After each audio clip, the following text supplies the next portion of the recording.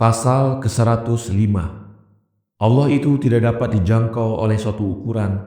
Jarak bumi dengan langit yang tertinggi adalah perjalanan 4.500 tahun. Ada 9 langit. Semesta alam ini di depan Allah adalah kecil, bagaikan sebutir pasir. Adakah bagi manusia ini alat perasaan? Sesungguhnya Allah itu tidak dapat dijangkau oleh suatu ukuran, sehingga aku menggeletar dari menguraikan sifat-sifatnya. Tetapi harus kuterangkan kepadamu persoalan itu.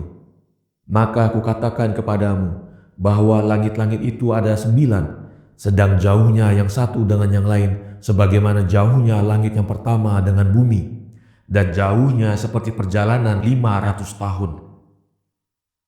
Dan dengan demikian, maka jarak bumi ini dengan langit yang tertinggi adalah perjalanan 4.500 tahun. Maka atas dasar itu kukatakan kepadamu bahwa ia bumi dibandingkan dengan langit yang pertama seperti ujung jarum.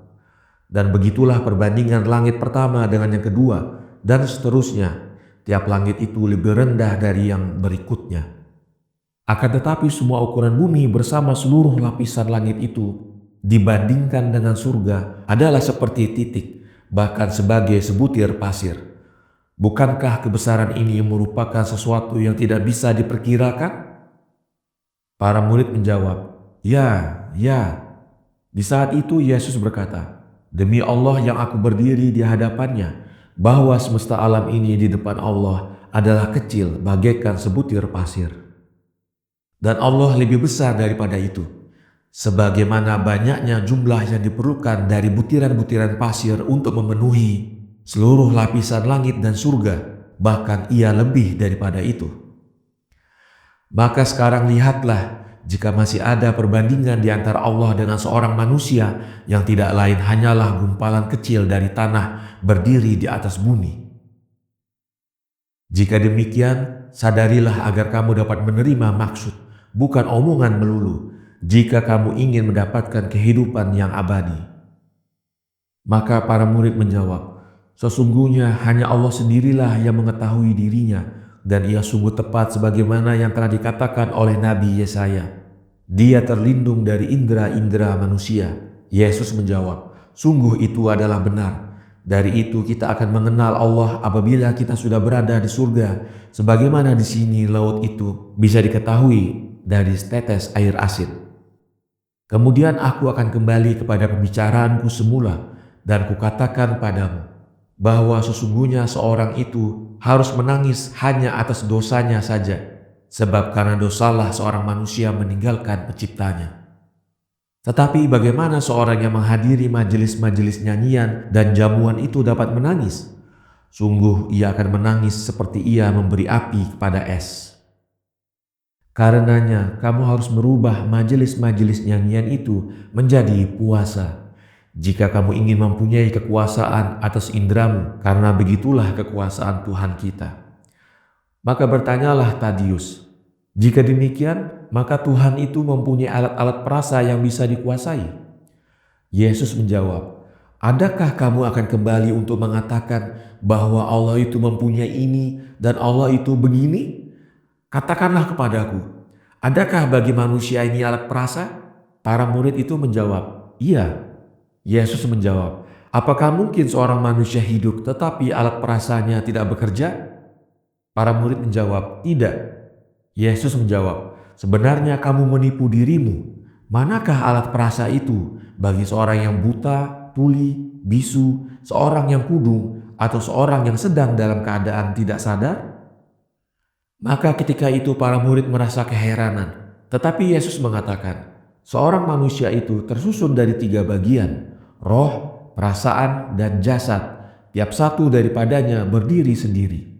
Dan telah kamu dengar bahwa Tuhan kita telah menciptakan roh dan jasad. Akan tetapi hingga kini kamu belum pernah mendengar bagaimana Dia menciptakan perasaan. Dari itu akan kuterangkan segala sesuatu besok, insya Allah. Dan pada waktu Yesus mengatakan demikian, ia bersyukur kepada Allah, kemudian ia bersembahyang bagi keselamatan masyarakat kita, sedang masing-masing dari kita mengatakan, "Amin." Pasal ke-106. Roh dan perasaan itu bertautan satu sama lain. Ketika Allah menciptakan perasaan, ia dihukum dengan neraka, es, dan salju. Syahdan setelah Yesus selesai melakukan sembahyang pagi, maka duduklah ia di bawah sebuah pohon kurma dan mendekatlah para murid kepadanya.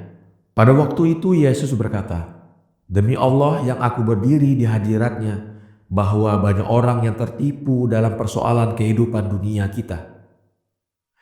Karena roh dan perasaan itu bertautan satu sama lain dengan kokohnya, sehingga banyak orang yang menetapkan bahwa roh dan rasa itu adalah satu jenis. Mereka membedakan antara keduanya dengan tugas, bukan dengan jauhar.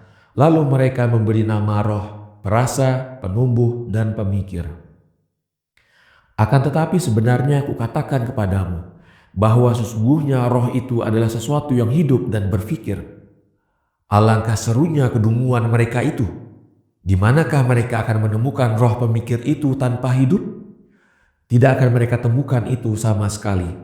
Akan tetapi mudah ditemukan adanya kehidupan tanpa perasaan, sebagaimana yang terlihat pada seorang yang sedang dalam keadaan tidak sadar di saat ia terpisah dengan perasaan." Tadius menyahut, "Ya guru, apabila perasaan itu terpisah dengan hidup, maka apakah hidup bagi seorang manusia itu?" Yesus menjawab, "Sebenarnya itu adalah salah, karena seorang manusia hanya kehilangan hidup apabila ia berpisah dengan roh. Karena roh itu tidak dapat kembali kepada jasad melainkan dengan satu mukjizat. Akan tetapi perasaan itu bisa hilang disebabkan oleh ketakutan yang menimpa dia, atau disebabkan oleh sangatnya duka cita yang menyerang roh. Karena Allah menciptakan perasaan itu untuk kelezatan dan tiada ia akan hidup kecuali dengan makanan, sedang roh hidup dengan pengetahuan dan kecintaan. Maka perasaan itu selalu bertentangan dengan roh, disebabkan oleh marah yang menimpanya, karena tercegahnya untuk mendapatkan kelezatan surga disebabkan oleh dosa. Dari sebab itu, maka adalah merupakan suatu kewajiban yang sangat mutlak atas seseorang yang tidak mau memberinya makanan berupa kelezatan-kelezatan jasmaniah untuk memberinya makanan berupa kelezatan-kelezatan rohaniah. Pahamkah kamu? Sungguh kukatakan kepadamu bahwa ketika Allah menciptakannya, ia perasaan dihukum dengan neraka, es, dan salju yang kedua-duanya tidak tertahankan. Karena dia perasaan telah mengatakan bahwa dia itu adalah Allah. Akan tetapi ketika ia telah dicegah dari makanan dan diambilnya makanan itu daripadanya, baru ia mengakui bahwa dia adalah hamba Allah dan ciptaan kedua tangannya. Dan sekarang katakanlah kepadaku, bagaimana peranan-peranan itu pada kalangan orang jahat? Sungguh bagi mereka itu sebagai Allah, karena mereka mengikuti perasaan sambil meninggalkan akal dan syariat Allah. Maka mereka menjadi terbenci dan tiada berbuat amal yang soleh.